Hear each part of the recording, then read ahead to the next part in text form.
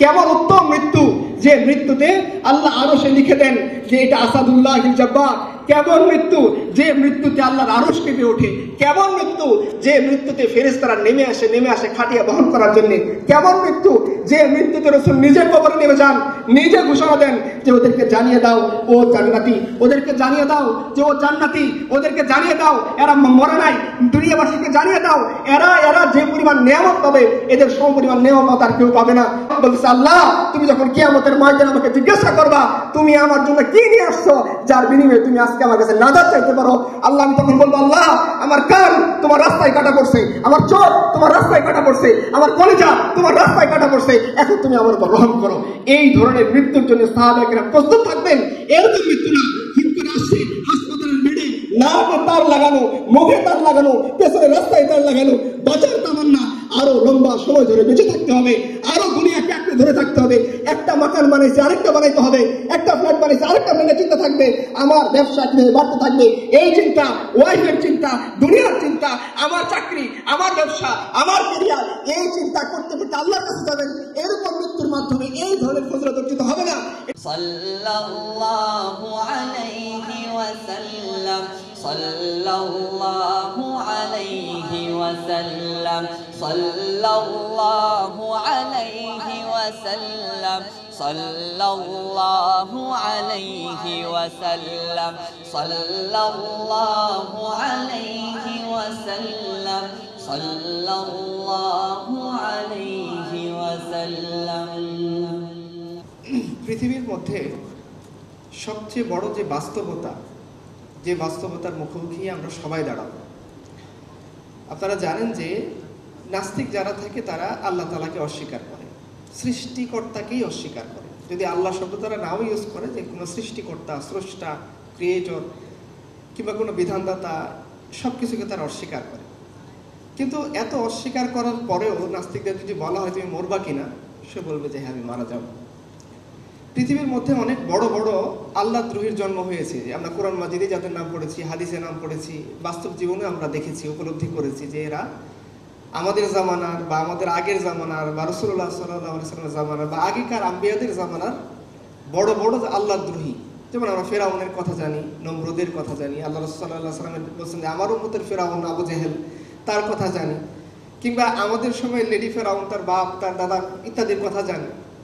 যে যত বড় অধ্যতই হোক না কেন, যত বড় দাম্ভিক হোক না কেন, ইভেন আপনি যদি মনে করেন যে যত অনেক বড় একজন সায়েন্টিস্ট যে সায়েন্সের সূত্রগুলো আমাদের বলে দেয়, যেমন আপনি গ্যালিলিওর নাম শুনছেন, সে মারা গেছে। আপনি আইনস্টাইনের নাম শুনছেন, যে পদার্থবিজ্ঞানে যার অবদান অসীম, থিওরি অফ রিলেটিভিটি আবিষ্কার করে পৃথিবীকে তাক লাগিয়ে দিয়েছেন, তিনি মারা গেছেন। নিউটন মারা গেছেন। আপনি আমাদের সময়ে যে বড় বিজ্ঞানী ছিল, চলাফেরা করতে পারতো না, বাট বিজ্ঞানের জগৎ তার অনেক দাম ছিল, স্টিফেন হকিং মারা গেছে। ঠিক তেমনি পৃথিবীর সবচেয়ে বড় বড় ডাক্তারদের কথা যদি আপনি বলেন, সেও মারা যাবে। তার মানে যদি মৃত্যু এমন একটা বাস্তবতা, যে বাস্তবতাকে আল্লাহকে যারা অস্বীকার করে তারা অস্বীকার করতে পারবে না, যারা ইসলামকে অস্বীকার করে তারাও অস্বীকার করতে পারবে না, ইভেন যারা কোনো কিছুকে স্বীকার করে না, যে আমি ইসলামও স্বীকার করি না, বিজ্ঞানও স্বীকার করি না, কোনো কিছু স্বীকার করি না, তারাও অস্বীকার করতে পারবে না। যেটা একজন কবি বলছিলেন যে তুমসে পেহলে ইহা वो जो शख्स तख्त नशी था उनको भी अपना खुदा होने पे इतना ही यकीन था। যে ধরেন যে নিজেকে খোদা দাবি করছিল ফিরাউন, সে ইয়াকিন করছিল যে আমি খোদার মতো, তাকেও দুনিয়া থেকে চলে যেতে হয়েছে যদি সে বলছিল আনা রব্বুকুমুল আলা। একটা খোদাইয়ের স্বভাব আসছিল যে আমি মিশরকে আমি লালন পালন করি, মিশরের নীল নদ আমার হুকুমে বয়ে যায়, আমি তোমাদেরকে খাওয়াই, তোমাদেরকে পড়াই ইত্যাদি। একেও দুনিয়া থেকে আমার আগে যে শাহিনশাহ ছিল, বাদশাহ ছিল, যার নিজের খুদাইয়ের উপরে ইয়াকিন ছিল যে না আমি পৃথিবীকে শাসন করতে পারি, গোটা দুনিয়া বাদশাহী করতে পারি, মানুষের উপরে প্রভুত্ব করতে পারি, তাকেও দুনিয়া থেকে চলে যেতে হয়েছে। কবি বলছিলেন যে মিলে খাক মে আহলে শাহ कैसे कैसे मकी हो गई इला मका कैसे कैसे हुए नामवर बेनिशा कैसे कैसे जमी खा गई आसमां कैसे कैसे। যে আমাদের চোখের সামনে আমরা দেখছি কত বড় বড় নামজাদা, সাহেবজাদা, ডাক্তার সাহেব, ইঞ্জিনিয়ার, স্টিফেন হকিং মারা গেছে। আমরা আমাদের চোখের সামনে দেখছি কত বড় বড় মাকান, ঘর, আসবাব। আপনারা জর্ডানে যারা গিয়েছেন তারা দেখবেন হয়তো যে আজ জাতি সামুদ জাতির পাথরকে খোদাই করে কারুকার্য করা বড় বড় মাকানগুলো পড়ে আছে, লামাকা হয়ে একবারে মানে দেখতে মনে হবে এগুলো বিরান ভূমির মতো পড়ে আছে, অথচ এগুলো দাপটশালী এক সভ্যতার অনুসারীরা বানিয়েছিল, যেটা এখন পর্যন্ত সায়েন্স বানাতে গেলে হিমশিম খায় যে পাহাড় কেটে এত সুন্দর কারুকার্য কিভাবে সম্ভব। তার মানে আপনি আমি আমাদের চোখের সামনের সবচেয়ে বড় বাস্তবতা কি?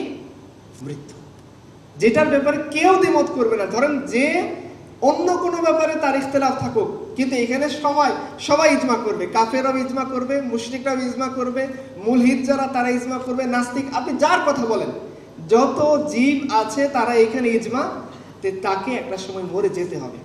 তাহলে মরে যে যাওয়া এটার ব্যাপারে কারো কোনো দ্বিমত নাই, আমাদের তো নাই, পৃথিবীর অন্য কোনো সৃষ্টিরও দ্বিমত নাই। আপনারা জানেন পৃথিবীর বিভিন্ন সময়ে অমরত্বের ওষুধ আবিষ্কার করার চেষ্টা করা হয়েছে। আপনারা ছোটবেলায় যে হয়তো গল্প গুজবে পড়ে থাকবেন, বিভিন্ন বাদশাদের চেষ্টা করছেন, বিভিন্ন সময়ের যারা ক্ষুধাদ্রোহী তারা চেষ্টা করছেন, বড় বড় ডাক্তাররা চেষ্টা করছেন, স্টিল নাও তারা কি অমরত্বের কোনো ঔষধ আবিষ্কার করতে পারছেন?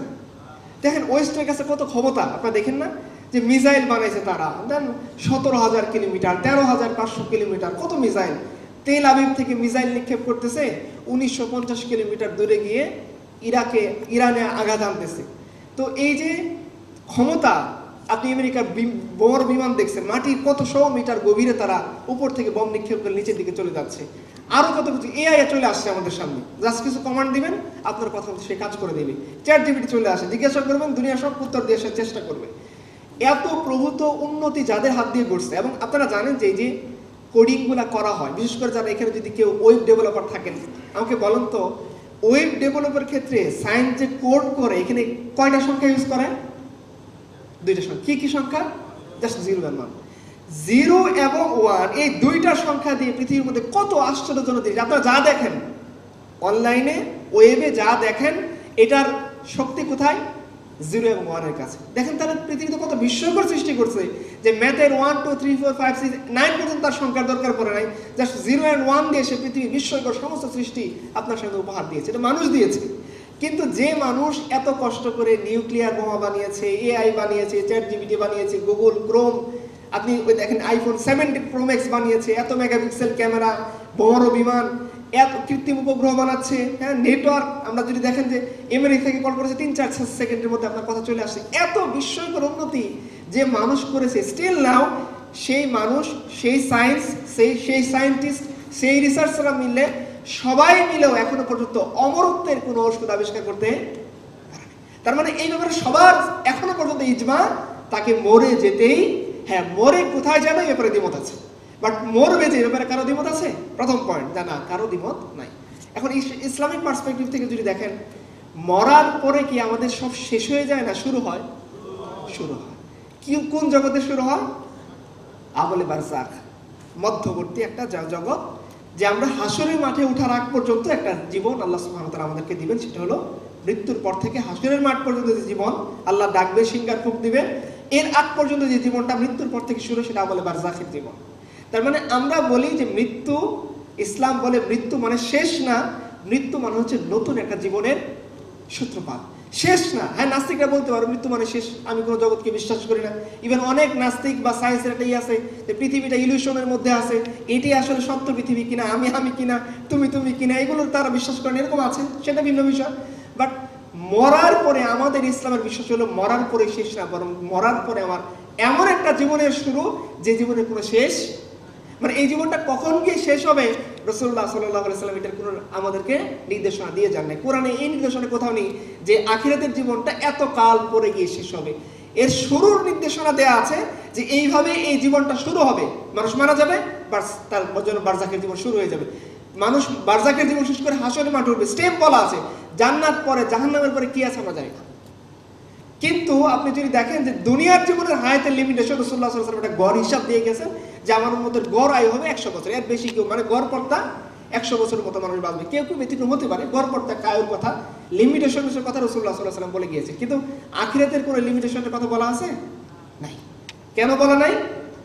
কারণ আমাদের সত্যিকার প্রাপ্তির যে একটা জগৎ, সেটা হলো আখিরাত।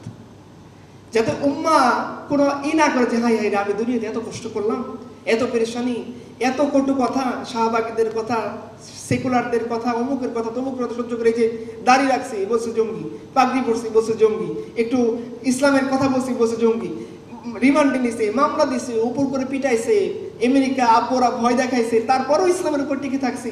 এই যে দিলের ভিতরে একটা জিনিস আল্লাহ সুবহানাহু ওয়া তাআলা দিয়েছেন, দেখো তুমি অল্প কয়েকদিন কষ্ট করো, এরপরে অনন্ত হাসি, শেষ হাসি তুমি হাসবা আর ওরা কাঁদবে। কোরআন মাজিদ বলা আছে যে কাফেররা জাহান্নামের দরজাগুলো আল্লাহ উন্মুক্ত করে দেবেন, জান্নাতীদের দেখো, জান্নাতীদের দেখে উন্মুক্ত করে দেবেন, দেখো। জান্নাতীরা মুখ করে বলবে, কাফেররা তাদের বদলা পাইলো, খুব তো বলছিল জান্নাত নাই, জাহান্নাম নাই, আল্লাহকে, খোদাকে, রসুলকে, তারা তাদের বদলা পাইছে তো? তোমরা পাইছো? জিজ্ঞাসা করবে, তোরা পাইছস যেটাকে অস্বীকার করেছিলি? এই যে আল্লাহ আমাদের আত্মতৃপ্তি দিবেন, এই জন্য দেখবেন দুনিয়াতে আপনি যত যাই পান আত্মতৃপ্তি হবে না, আরেকটু পাওয়ার আশা। রাসূলুল্লাহ সাল্লাল্লাহু আলাইহি ওয়াসাল্লাম এই নেচারটা সম্পর্কে বলছেন কি, যে আদম সন্তানের যে দিল, সেটা কবরের মাটি ভক্ষণ করে রাখ পর্যন্ত সেটা তৃপ্ত, অতৃপ্তি দুনিয়াতে থাকবে, কিন্তু আপনি তৃপ্ত হবেন কোথায়? কেন? দুনিয়াতে যদি আমাদের নেচার তৃপ্ত হয়ে যায়, তাহলে আখিরাতের তৃপ্তিটা তার ভালো লাগতো না। দুনিয়াতে আল্লাহ সুবহানাহু ওয়া তাআলা আমাদেরকে অতৃপ্তির ফিতরাত দিয়েছেন, আর এই তৃপ্তিটা আল্লাহ তাআলা কোথায় দিবেন? মৃত্যুর পর থেকে সেটা শুরু হয়ে যাবে। এই জন্য আপনারা জানেন উসমান ইবনে আফফান রাদিয়াল্লাহু আনহু, উসমান ইবনে আফফান কে? রাসূলুল্লাহ সাল্লাল্লাহু আলাইহি ওয়াসাল্লাম কি বলছেন? যে আমার বন্ধু, আমার সহযোগী, আমার সহযোগী। এবং এই উসমান ইবনে আফফানের জন্য বায়াতে রিদওয়ান সংগঠিত। উসমান ইবনে আফফানের জীবনীতে লেখা আছে, তিনি যখন কবরের পাশে দাঁড়াইতেন, তিনি কাঁদতে থাকতেন। ওনাকে জিজ্ঞাসা করা হতো, আমিরুল মুমিনিন, আপনি কুরআন মাজিদের আযাবের আয়াত শুনতে এতটা কাঁদেন না, কবরের পাশে বসে কেন কাঁদেন? বলতো, তোমরা জানো না, কবর হচ্ছে আখিরাতের জীবনের প্রথম ধাপ, প্রথম স্টেপ। এই স্টেপে যদি কেউ আটকে যায়, পরবর্তী স্টেপগুলো তার জন্য কঠিন হয়ে যাবে, আটকে আটকে আটকে আটকে তাকে যাইতে হবে। আর কবর এমন একটা স্টেপ, এইখানে যদি বারজাখের জীবনে কেউ একবার ছাড় পেয়ে যায়, পরবর্তী স্টেপগুলো সে সহজে ছাড় পেয়ে যাবে। এই জন্য আমি প্রথম এই স্টেপ, এই ধাপের কথা চিন্তা করে কাঁদতেছি, না জানি আমার অবস্থা কি হবে। অথচ আল্লাহ সুবহানাহু ওয়া তাআলা তার জন্য কিসের ওয়াদা দিয়েছেন? রাসূলুল্লাহ সাল্লাল্লাহু আলাইহি ওয়াসাল্লাম তার জন্য কিসের ওয়াদা দিয়েছেন? ইনি কাঁদতেছেন যে আমি জানি না এই জীবনটাতে শুরু হবে, এটাতে কি হবে। 2 নম্বর পয়েন্ট হলো যে কবরের জীবনের মাধ্যমে আমাদের এমন একটা জীবনের শুরু হবে যার কোনো শেষ, ইভেন এটার আযাব গজবের মাত্রা কতখানি সেটা আমরা জানি। এখন 3 নম্বর পয়েন্ট আমাদের মূল আলোচনা, যে এই মৃত্যুটা কেমন হইলে আমরা বুঝতে পারবো যে হ্যাঁ, আখিরাতের জীবনে আমরা কামিয়াব হব, সফল হব। আল্লাহ সুবহানাহু ওয়া তাআলা আমাদেরকে বারজাখের জীবনে আটকাবেন না, আল্লাহ সুবহানাহু ওয়া তাআলা আমাদেরকে পরবর্তীতে হাসরেও আটকাবেন না, মিজানেও আটকাবেন না, পুলসিরাতেও আটকাবেন না। জান্নাতের সামনে কিছু মানুষকে বেঁধে রাখা হবে যে যাও, তুমি গিয়ে আগে তুমি যে মাখলুকের অধিকার আদায় করো, এগুলো আদায় করো। দিতে দিতে দিতে দিতে তার অবস্থা খারাপ হয়ে যাবে। এরকম অনেক মানুষ থাকবে, এরকম হবে না। নিশ্চিত যে আমরা এরকম একটা মৃত্যু হইলে পরে কনফার্ম জান্নাতি, ফেসবুকের কনফার্ম জান্নাতি না, রিয়েলি ফেসবুকে যেরকম আপনারা বলেন ওই কনফার্ম জান্নাতির কথা আমি বলতেছি না, সত্যিকার অর্থে কুরআন সুন্নাহর মানদণ্ডে কনফার্ম জান্নাতি হইতে পারবো। কি সিমটম থাকলে? এরকম কয়েকটা সিমটম আমি ইনশাআল্লাহ অল্প সময়ের মধ্যে আপনাদেরকে আলোচনা করার চেষ্টা করব। প্রথম আপনাদেরকে আমি একটা এক্সাম্পল দিই। রাসূলুল্লাহ সাল্লাল্লাহু আলাইহি ওয়াসাল্লামের ক্লোজ চাচা এবং তিনি সাইয়্যিদাতুশ শুহাদা, তার নাম কি বলেন? হামজা ইবনে আব্দুল মুত্তালিব রাদিয়াল্লাহু আনহু। হামজা ইবনে আব্দুল মুত্তালিব রাদিয়াল্লাহু আনহু তিনি মারা গিয়েছেন, শহীদ হয়েছেন কোন যুদ্ধে? কোন যুদ্ধে? উহুদের যুদ্ধে। রাসূলুল্লাহ সাল্লাল্লাহু আলাইহি ওয়াসাল্লাম এবং সাহাবায়ে কেরামদের সবচেয়ে মর্মান্তিক একটা যুদ্ধ ছিল উহুদের যুদ্ধ। কিছু সাহাবায়ে কেরাম একটু ভুল ইজতিহাদ করেছেন, এই ভুল ইজতিহাদের কারণে তাদের উপর অনেক বড় একটা বিপদ আসে। এরপর আল্লাহ তাআলা তাদের বিপদ কাটাই দিয়েছেন। রাসূলুল্লাহ সাল্লাল্লাহু আলাইহি ওয়াসাল্লাম সাহাবায়ে কেরামকে নিয়ে পাহাড়ের উপরে উঠে গেছেন। এই উহুদের যুদ্ধের মধ্যে রাসূলুল্লাহ সাল্লাল্লাহু আলাইহি ওয়াসাল্লাম যখন যুদ্ধ শেষ করে তার ক্ষত বিক্ষত দেহ নিয়ে উহুদের পাহাড়ের উপরে উঠে গেলেন, এবং কাফেররা, আবু সুফিয়ান পরবর্তীতে মুসলমান হয়েছে রাদিয়াল্লাহু আনহু, তখন তিনি ওই মুশরিকদের বাহিনীর কমান্ডার ইন চিফ, তিনি চলে গেলেন। রাসূলুল্লাহ সাল্লাল্লাহু আলাইহি ওয়াসাল্লাম ম্যাক্সিমাম সাহাবী নিয়ে তিনি পাহাড়ের উপরে উঠে গেলেন। তো তিনি জিজ্ঞাসা করতেছেন, যাও গিয়ে খবর দাও যে আমার বাকি সাহাবীরা কে কোথায়, কার কি অবস্থা, কে শহীদ হয়েছে তার কি অবস্থা, কাকে মুসলা করা হয়েছে তার কি অবস্থা, আহত হয়ে পড়ে আছে তাদের কি অবস্থা, আমাকে একটু রিপোর্ট দাও। সবাই সাহাবী গিয়ে খুঁজে খুঁজে বের করতেছেন কার কি অবস্থা, কে কোন অবস্থায় আছে। খুঁজে খুঁজে রাসূলুল্লাহ সাল্লাল্লাহু আলাইহি ওয়াসাল্লামের চাচা হামজা ইবনে আব্দুল মুত্তালিবকে পাওয়া গেল। রাসূলুল্লাহ সাল্লাল্লাহু আলাইহি ওয়াসাল্লামের সামনে উহুদের লাশ এক এক করে জড়া করা হলো। হামজা ইবনে আব্দুল মুত্তালিব, আব্দুল্লাহ ইবনে জাহাশ, এরকম মুসা ইবনে উমাইর, বড় বড় সাহাবী যারা একটা সময় লাক্সারিয়াস জীবনযাপন করেছেন, আমার আপনার চেয়ে ঢের গুণ বেশি লাক্সারিয়াস লাইফ লিড করেছেন মুসা ইবনে উমাইর, হামজা ইবনে আব্দুল মুত্তালিব। হ্যাঁ, ইনারা বড় বড় সাহাবী ছিলেন। মনে করার কোনো কারণে যে খুব মানে লো ক্লাস থেকে উঠেছেন, সমাজের এরিস্টোক্রেট ক্লাসের অন্তর্ভুক্ত। ইনাদের লাশের সারি রাসূলুল্লাহ সাল্লাল্লাহু আলাইহি ওয়াসাল্লামের সামনে। রাসূলুল্লাহ সাল্লাল্লাহু আলাইহি সাল্লাম যখন তার চাচার লাশ দেখলেন, আর তিনি বরদাস্ত করতে পারেন নাই। সাহাবায়ে কেরাম এই দৃশ্য দেখে নিজেরাও কাঁদতেছেন যে রাসূলুল্লাহ সাল্লাল্লাহু আলাইহি সাল্লাম এত বেশি কান্না করছেন যে তিনি আর এত চোখের পানি ঝরতেছে, যে এত চোখের পানি রাসূলুল্লাহ সাল্লাল্লাহু আলাইহি সাল্লাম এর আগেও ঝরে নাই, এরপরেও আর ঝরে নাই। রাসূলুল্লাহ সাল্লাল্লাহু আলাইহি সাল্লাম তিনি যখন এইভাবে চাচার জন্য বেদনা বিধোর একটা পরিস্থিতি, অকাতরে কাঁদতেছেন, আর তার মনে আসছে যে এটা প্রতিশোধ নেওয়া দরকার। রাসূলুল্লাহ সাল্লাল্লাহু আলাইহি সাহাবায়ে কেরাম বলছে, ইয়া রাসূলুল্লাহ অনুমতি দেন। হামজা ইবনে আব্দুল মুত্তালিব একজনকে তারা এরকম অবস্থা করছে। হামজা ইবনে আব্দুল মুত্তালিবের নাক কাটা হয়েছে, কান কাটা হয়েছে, হাত কাটা হয়েছে, বুক ফেরে কলিজা বের করে এটাও চিবিয়ে ফেলে যাওয়া হয়েছে। সাহাবায়ে কেরাম এই দৃশ্য দেখে এমন গোসা উঠছেন, বলছে ইয়া রাসূলুল্লাহ অনুমতি দেন, আমরা একজনের বদলে 70 জনকে এরকম টুকরা টুকরা করবো। আল্লাহ তাআলা বলেছেন না, ওরা পাশাপাশি কাজ করুক। ইসলামে মুসলমানদের জন্য এটা জায়েজ নাই যে শত্রু বাহিনীকে মারার পর তার নাক কান কাটবা, এরকম পাশাপাশিতা তোমাদের জন্য জায়েজ নাই। তোমরা তোমাদের রাগকে নিয়ন্ত্রণ করো। আল্লাহর হাবিব রাসূলুল্লাহ সাল্লাল্লাহু আলাইহি সাল্লাম চোখ দিয়ে পানি ঝরতেছে। আল্লাহ সুবহানাহু ওয়া তাআলা রাসূলকে যতবার তিনি বিষণ্ণ হইতে দেখেছেন, রাসূলকে যতবার তিনি কান্না করতে দেখেছেন, ততবার তিনি জিবরিল আমিনকে পাঠিয়েছেন, যাও আমার রাসূলকে কি সান্ত্বনা দাও। বারবার এরকম হয়েছে, কিতাবে লেখা আছে। এই স্টেপে এসে রাসূলুল্লাহ সাল্লাল্লাহু আলাইহি ওয়াসাল্লাম কষ্ট পাচ্ছেন, কাঁদতেছেন, চোখ দিয়ে অনবরত পানি ঝরতেছে। রাসূলুল্লাহ সাল্লাল্লাহু আলাইহি ওয়াসাল্লামকে সান্ত্বনা দেওয়ার জন্য আরশে আজিমের মালিক পাঠিয়ে দিয়েছেন জিবরিলকে, জিবরিল গিয়ে বলো যে আল্লাহ তাআলা আসমানে লিখে দিয়েছেন হামজা আল্লাহর সিংহ, আল্লাহ রাসূলের সিংহ। আল্লাহ তাআলা ঘোষণা করে দিলেন যে রাসূল তুমি কেঁদো না, তুমি মনে করিও না হামজা ইবনে আব্দুল মুত্তালিবের মৃত্যু বৃথা গিয়েছে। তার যে নাক কান কেটে তাকে বিকৃত একটা মৃত্যু উপহার দিয়েছে মুশরিকরা, তুমি চিন্তা করিও না, মনে করিও না যে হামজা ইবনে আব্দুল মুত্তালিবের ইজ্জত কমে গেছে, কমে নাই। আর দুনিয়াতে এমন কোন মানুষ আছে যার নাম আল্লাহ তাআলা আসমানে লিখে দিয়েছেন আসাদুল্লাহিল জাব্বার, আল্লাহ তাআলার সিংহ, আল্লাহ রাসূলের সিংহ। তুমি শুনিয়ে দাও মুহাম্মদ রাসূলুল্লাহকে তার চাচা যে কুরবানি দিয়ে যে মৃত্যু আল্লাহ সুবহানাহু ওয়া তাআলার সামনে পেশ করেছে, একটা জীবন, সেই জীবনকে যে সূরাতে যে পদ্ধতি অবলম্বন করে আল্লাহর কাছে চলে গিয়েছে মৃত্যুর মাধ্যমে, শাহাদাতের মৃত্যু, এই মৃত্যুতে তোমার রব এত বেশি খুশি হয়েছেন, আসমানে এটা লিখে দিয়েছেন। জমিনবাসীরা হামজার জন্য যেরকম মহব্বত লালন করে, আসমানবাসীরা ওইভাবে হামজা ইবনে আব্দুল মুত্তালিবের জন্য মহব্বত লালন করে। জানিয়ে দাও। রাসূলুল্লাহ সাল্লাল্লাহু আলাইহি ওয়াসাল্লাম তখন একটু খুশি হয়েছেন যে না, এই কুরবানির বিনিময়ে আল্লাহ সুবহানাহু ওয়া তাআলা দেখেন হামজা ইবনে আব্দুল মুত্তালিব ফতে মক্কার লোক না যে তিনি মুসলিম উম্মার বিজয় তিনি দেখে গিয়েছেন, তবুকের যুদ্ধে থাকতে পারেননি। পরবর্তীতে আরো অনেক মুবারক যুদ্ধ হয়েছে সাহাবায়ে কেরামের, সেখানে তিনি স্থান পাননি। কিন্তু তার এই কুরবানি আল্লাহ তাআলা এমনভাবে কবুল করেছেন, আসমানে তো তার নাম লিখে তিনি দিয়েছেনই, তিনি ঘোষণা করে দিয়েছেন যত শহীদ হবে ইসলামের ইতিহাসে সমস্ত শহীদদের সর্দার হবে হামজা ইবনে আব্দুল মুত্তালিব। কি মৃত্যু! এখন যদি আপনি বলেন যে হামজা ইবনে আব্দুল মুত্তালিবের মৃত্যুর পরের জীবনে তিনি শান্তিতে থাকবেন কিনা থাকবেন, এই ব্যাপারে কোনো ডাউট থাকবে কারো? না, কারো ডাউট নাই। কারণ তার মৃত্যুর ব্যাপারে আল্লাহ তাআলা সার্টিফাই করেছেন, দেখো চিন্তা করিও না, হামজা ইবনে আব্দুল মুত্তালিবের মৃত্যুতে আমি খুশি, আমার রাসূল খুশি, আসমানবাসীরা খুশি, জমিনের মানুষরা খুশি। জমিনের মানুষরা তার জন্য চোখের জল ফেলতেছে, আসমানবাসীও ব্যাকুল হয়ে গেছে। এ কে, কার রূহ যাকে এইভাবে উপরে তোলা হচ্ছে, আসমানের দরজা টাস টাস করে খুলে দেওয়া হচ্ছে, আর রূহ থেকে সুগন্ধ সুঘ্রাণ বেরোচ্ছে। ইস্তেকবাল করার জন্য প্রত্যেকটা ফেরেশতা দাঁড়িয়ে গেছে, আসো রূহ নিয়ে উপরে তোলো। আল্লাহ সুবহানাহু ওয়া তাআলা এই রূহের নাম আরশে আজিমের কাছে আসমানে বড় করে লিখে দিয়েছে।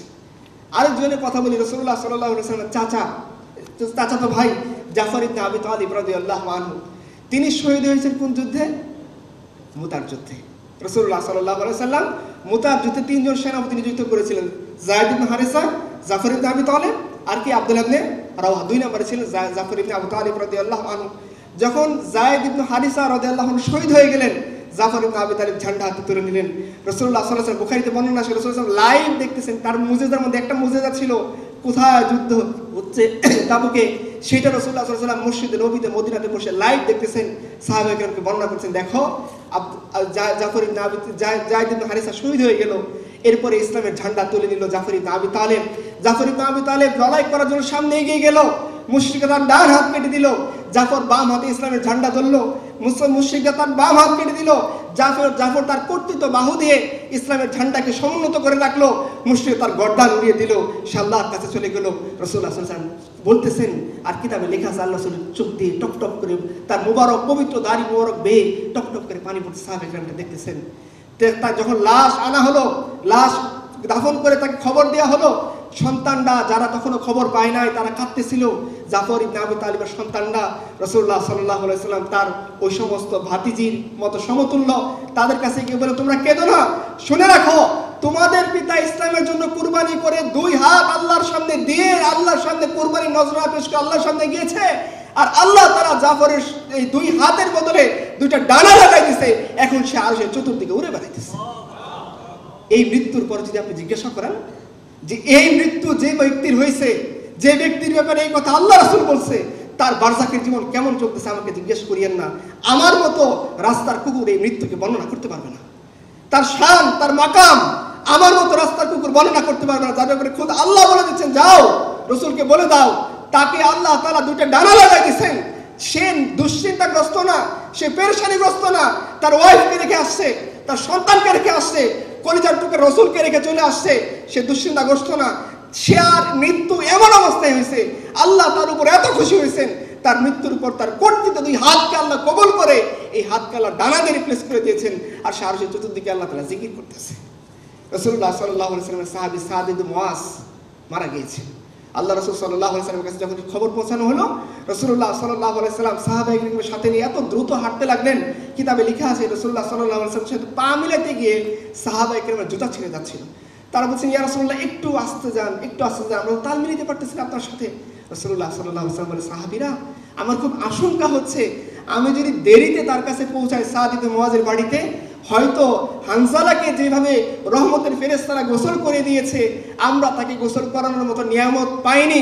আমার খুব আশা হচ্ছে, আশঙ্কা হচ্ছে যে আমি যদি দেরিতে সাদ ইবনে মুআজের বাসায় পৌঁছাই, হয়তো এরকম হতে পারে যে ফেরেশতারা তাকে গোসল দিয়ে চলে গেছে, আর তোমরা এই সময় এই যে একটা বরকত এটা হয়তো হাসিল করতে পারবা না। এই জন্য আমি খুব দ্রুত তার বাসার দিকে রওনা হয়েছি। গিয়ে দেখা গেল সাদ ইবনে মুআজের পরিবারের গোত্রের লোকেরা তাকে দাফন কাফন করতেছে, কাফন দিচ্ছে। কাফন করানোর পর সাহাবায়ে-কেরাম যখন তার লাশ কাঁধে নিছেন, সবাই বলছেন, ইয়া রাসূলুল্লাহ এত হালকা লাশ তো আমরা কখনো বহন করিনি, আমরা অনেক খাটিয়ে নিয়েছি। আপনারা জানেন লাশ যখন মানুষ যখন লাশে রূপান্তরিত হয়, সমস্ত অস্থি মজ্জার জোড়া ছেড়ে দেয়, তার ওজন ওয়েট আগের থেকে বেড়ে যায়, এটাকে খাটিয়ার উপরে তুললে অনেক বেশি কষ্ট হয়, 4 জন নিতে ঘাম ছুটে যায়। সাহাবায়ে-কেরাম বলছে, ইয়া রাসূলুল্লাহ আমরা তো এর আগে অনেক লাশ বহন করেছি, কিন্তু সাদ ইবনে মুআজের লাশ এত পাতলা, এত হালকা কেন রাখতেছে? রাসূলুল্লাহ সাল্লাল্লাহু আলাইহি ওয়াসাল্লাম বলছে, সাহাবীরা আমি যেটা দেখি তোমরা দেখো না, আমি দেখতেছি সাদ ইবনে মুআজের লাশ বহন করার জন্য আল্লাহ তাআলা আসমান থেকে ফেরেশতা পাঠিয়ে দিয়েছে। তোমরা কি মনে করছো লাশ তোমরা বহন করতেছো? না, শুধু ইনসান এই লাশ বহন করতেছে না, আল্লাহ এই লাশ, এই মৃত্যু, এই শহীদের উপরে এত খুশি, আল্লাহ 7 আসমানের উপর থেকে ফেরেশতা পাঠিয়েছেন, যাও আমার এই প্রিয় বান্দার লাশ তোমরা বহন করো। রাসূলুল্লাহ সাল্লাল্লাহু আলাইহি ওয়াসাল্লাম পা এভাবে দিয়ে হাঁটতেছেন।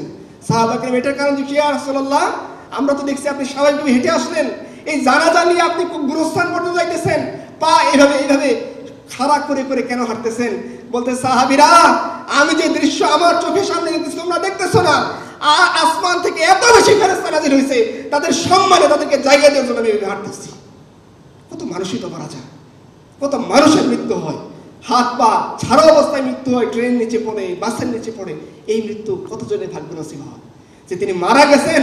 আর আল্লাহ রাসূল সাল্লাল্লাহু আলাইহি ওয়াসাল্লাম বলতে, শোনো শুধু এটাই না, সাদ ইবনে মুআজ এমন হালতে আল্লাহর কাছে চলে গেছেন, তার মৃত্যুতে আল্লাহর আরশ কেঁপে উঠছে। এই মৃত্যু নিয়ে তিনি আল্লাহ সুবহানাহু ওয়া তাআলার সামনে হাজির হয়েছেন। জাবির ইবনে আব্দুল্লাহ পিতা আব্দুল্লাহ রাদিয়াল্লাহু আনহু উহুদের যুদ্ধে তিনিও শহীদ হয়েছেন। রাসূলুল্লাহ সাল্লাল্লাহু আলাইহি ওয়াসাল্লাম জাবিরকে দেখে বলতেছেন, জাবির তুমি কি কষ্টে আছো? বলছি, ইয়া রাসূলুল্লাহ আমার বাবা অনেক ঋণ রেখে গিয়েছে, একাধিক কন্যা সন্তান রেখে গিয়েছে, আমি তো ছোট মানুষ, ঋণ কিভাবে পরিশোধ করবো বুঝতেছি না, এই সন্তান আমার বোনগুলোকে কিভাবে মানুষ করবো বুঝতেছি না, তাই একটু পেরেশানিতে আছি ইয়া রাসূলুল্লাহ। রাসূলুল্লাহ সাল্লাল্লাহু আলাইহি ওয়াসাল্লাম জাবিরের মাথায় হাত বুলিয়ে বলে, জাবির তুমি কষ্ট পেও না, আমি কি বলবো তোমাকে তোমার পিতা আব্দুল্লাহ এখন আল্লাহর সাথে কি অবস্থায় আছে? বলছি, ইয়া রাসূলুল্লাহ আপনি বলেন।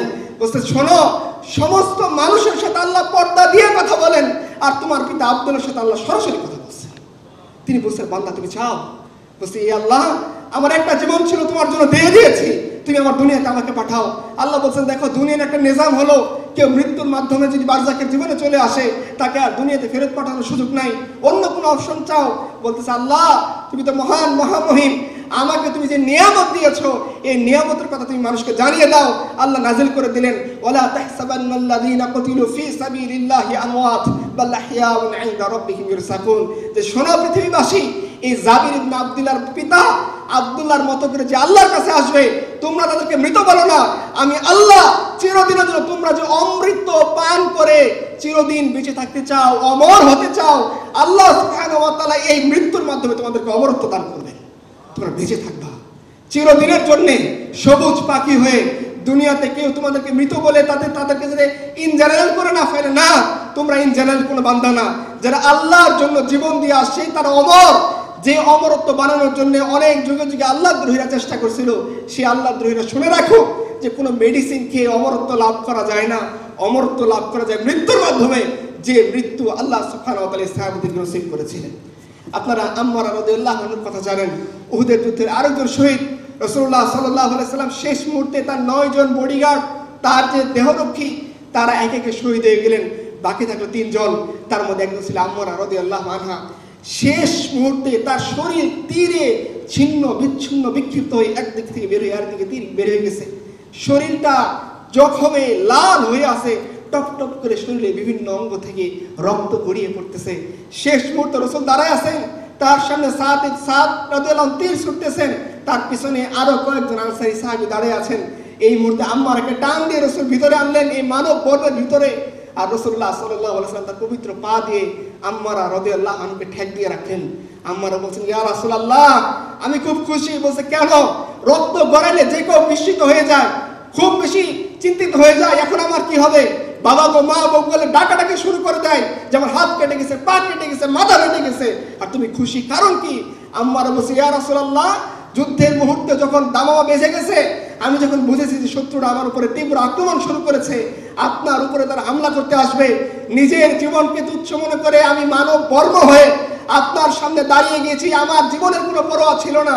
এই জীবন দেওয়ার বেলায় আমার শুধু একটাই তামান্না জন্ম নিয়েছে, ইয়া আল্লাহ, তোমার রাসূলের পায়ের কাছে আমার মৃত্যু দিও। আর ইয়া রাসূলুল্লাহ, আমি মারা যাচ্ছি, আপনার পা আমার শরীরের সাথে লেগে আছে।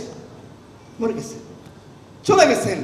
আল্লাহ তাআলা আল্লাহর রাসূল সাল্লাল্লাহু আলাইহি ওয়াসাল্লাম যখন লাশগুলো সামনে এনে বলতে, শোনো, আমি আম্মারের উপর সন্তুষ্ট, আমি মুসা ইবনে উমারের উপর সন্তুষ্ট, আমি হামজা ইবনে আব্দুল মুত্তালিবের উপর সন্তুষ্ট, তোমরা সন্তুষ্ট হয়ে যাও। এক সাহাবী আসছেন, খাইবারের যে গনিমত বন্টনের পরে বেদুইন, নট আপনাদের মতো অনেক বেশি পড়াশোনা করা মানুষকে বেদুইন বলা হয় না। বেদুইন মানে যিনি অনেক কম জানেন, অনেক কম জ্ঞান রাখেন, শহরের সভ্যতার সংস্পর্শে যিনি থাকেন না, যিনি মরুভূমিতে উট বা বকরি চড়িয়ে বেড়ান, তাকে বলা হয় বেদুইন। এই বেদুইন নাম না জানা এক বেদুইন আসছে। যখন খাইবারের পরে সম্পত্তি বন্টন করা হচ্ছে, সাহাবায়ে কেরাম তাকে তার প্রাপ্য অংশ দিলেন, যাও তুমি তোমার প্রাপ্য অংশ নিয়ে চলে যাও। এই বেদুইন বলতেছে, কি ব্যাপার, আপনি আমাকে সম্পদ কেন দিচ্ছেন? বলছে, এটা তোমার প্রাপ্য, তোমার যুদ্ধের মাধ্যমে যা সম্পদ অর্জন করছো 5 ভাগের 1 ভাগ বাইতুল মালে জমা হবে, বাকিটা ভাগ তো তুমিও পাবা। উনি বলছে, খবরদার, আমি তো সম্পদের কারণে যুদ্ধে আসিনি। কেন আসছো?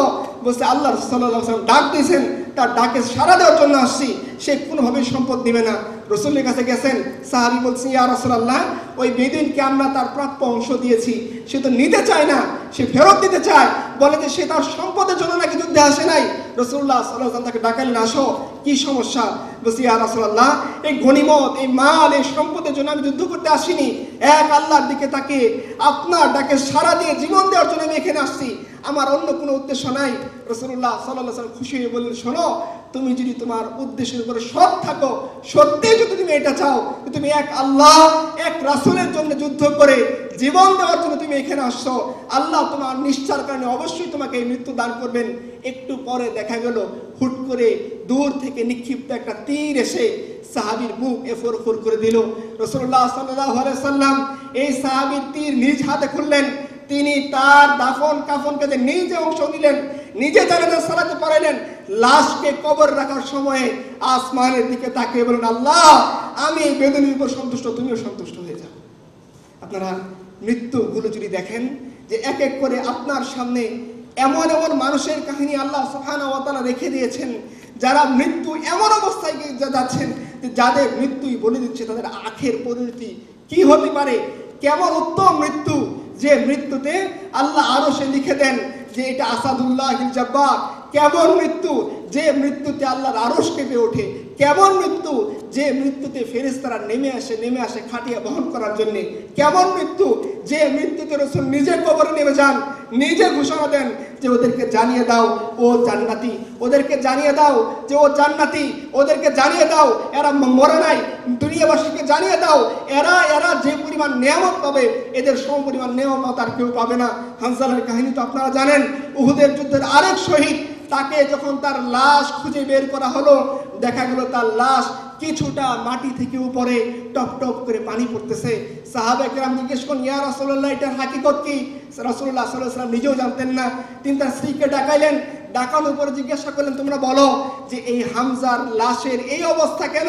বলতেছে, ইয়া রাসূলুল্লাহ, এর একদিন আগেই তার বিবাহ হয়েছে, নতুন বিয়ে, সে তার স্ত্রীর সাথে রাত কাটানোর পর আপনি যখন উহুদের ময়দানে চলে আসেন, সে এটা বরদাস্ত করতে পারেনি যে আমি আমার স্ত্রীর সাথে উচ্চতা নিব, আর আমার রাসূল, আমার প্রিয়তম মাহবুব, তিনি বদরের ময়দানে শত্রুর বিরুদ্ধে লড়াই করতে করতে রক্ত ঘাম ঝরাবেন, এটা তিনি বরদাস্ত করতে পারেননি।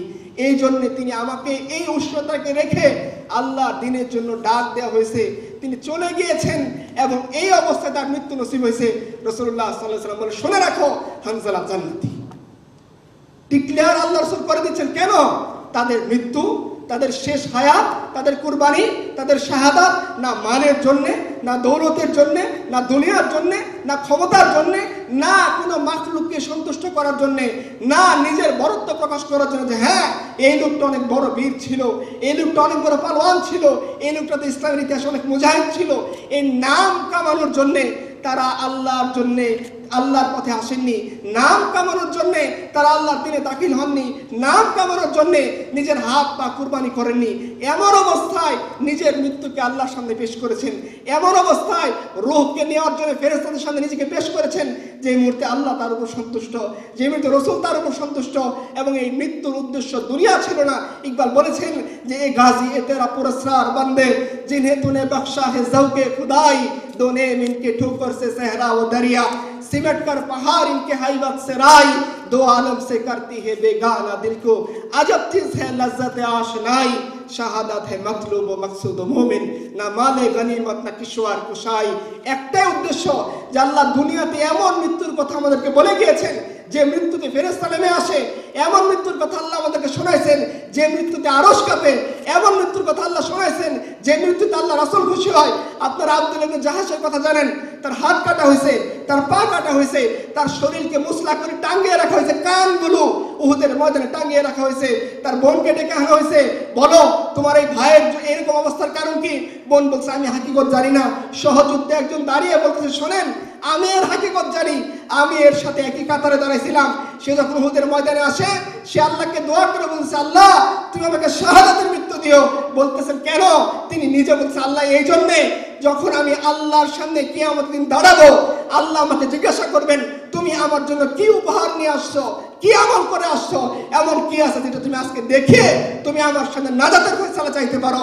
তখন আমি আল্লাহকে দাঁড়িয়ে বলবো, আল্লাহ আমি তোমার রাস্তায় তোমার শত্রুর বিরুদ্ধে বীরের মতো লড়াই করছি, লড়াই করতে করতে আমার উপরে কোন শক্তিশালী শত্রু সওয়ার হয়েছে, সে আমার সাথে যুদ্ধ করছে, আমি তার সাথে যুদ্ধ করছি, বিরোধীদের সাথে লড়াই করতে করতে সে আমাকে পরাস্ত করে ফেলছে।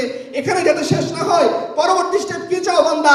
বলতেছে আল্লাহ আমাকে সে শহীদ করে দিবে, আর তার দিলের ভিতরে এত জিজ্ঞাসা থাকবে, সেই জিজ্ঞাসা মেটানোর জন্য আমার হাত কাটবে, আমার পা কাটবে, আমার চোখ কাটবে, আমার কান কেটে ঝুলিয়ে রাখবে। এটা আমি চাই। জিজ্ঞাসা করা হচ্ছে কেন? বলতেছে আল্লাহ তুমি যখন কিয়ামতের ময়দানে আমাকে জিজ্ঞাসা করবা তুমি আমার জন্য কি নিয়ে আসছো, যার বিনিময়ে তুমি আজকে আমার কাছে নাজাত চাইতে পারো।